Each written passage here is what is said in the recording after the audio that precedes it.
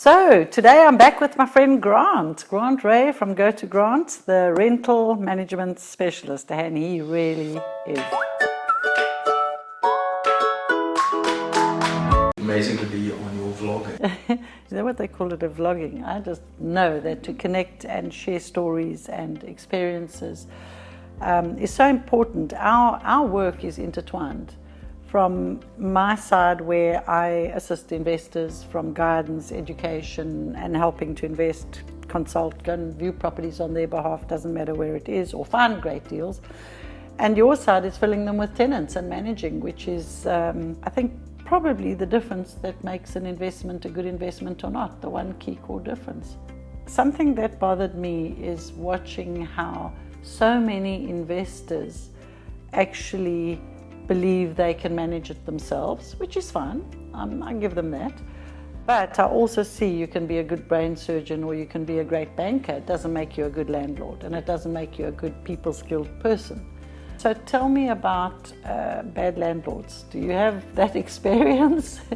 So naturally in South Africa, apparently according to the numbers, more than 70% of all rental properties in South Africa are actually managed privately by landlords. Landlord to tenant relationship.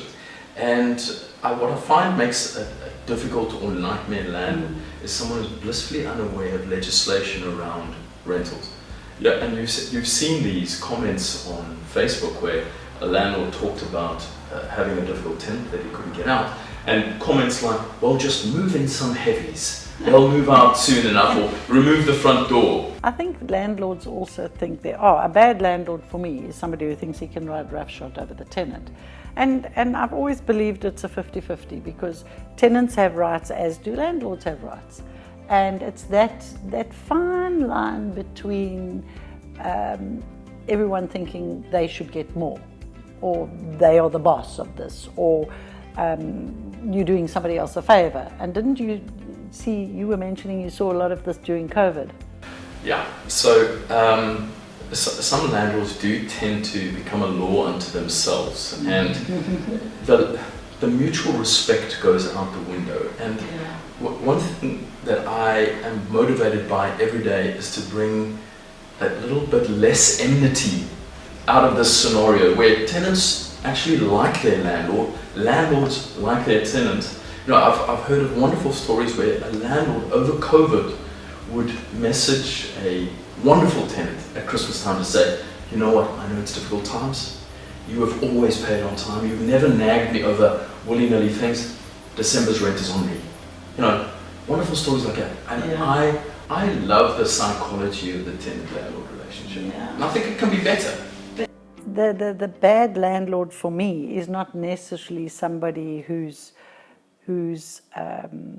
not giving things. A bad landlord for me is somebody who's actually just makes a tenant's life a pure nightmare. Just as an a great tenant turns into a terrible tenant, and then the landlord can't understand what happens.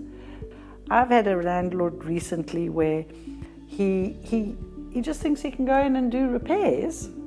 He wants to fix this and do this up, and the tenant can't just be there. Utilize your between tenant times to get your major upgrades done, not during a tenant. People tend to forget that there are extensions to the Rental Housing Act called the Unfair Practices Regulations.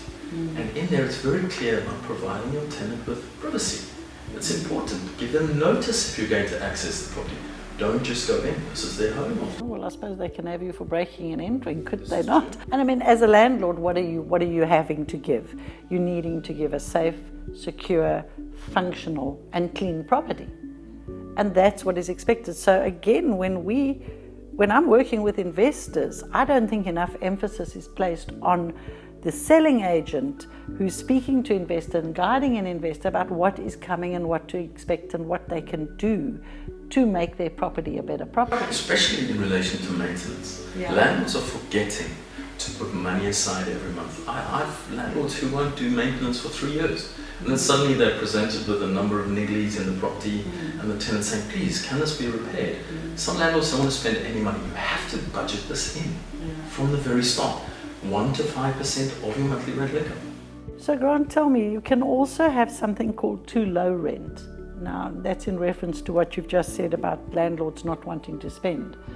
And we see this with a landlord when he says, well, my tenant's great, I don't want to do anything, so I'm not increasing the rental. And they actually don't realize they're not doing themselves a favor, because now there's no money left for general repairs or for painting.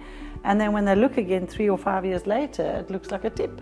Yeah, and then the rental's too low, and you can't suddenly now increase the rent to become in line with market-related rental based on 5 years of no increase. Yeah. You're going to lose your tenant. So yeah, it's a bit counterintuitive. I say in rentals, tenants are trainable, but I also think landlords are trainable.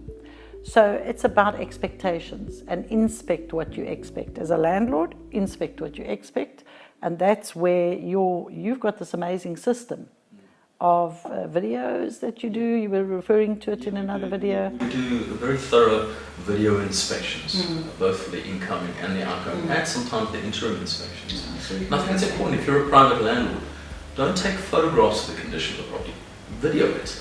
You know, you're not having to be in the video yourself, but just use your voice and just say, top corner of the lounge ceiling has a small mark on it. And make good record. Even the WhatsApps. If you've had long chats with your tenant over WhatsApp, download those, archive those chats, keep them for the future, it's important. Happy investing.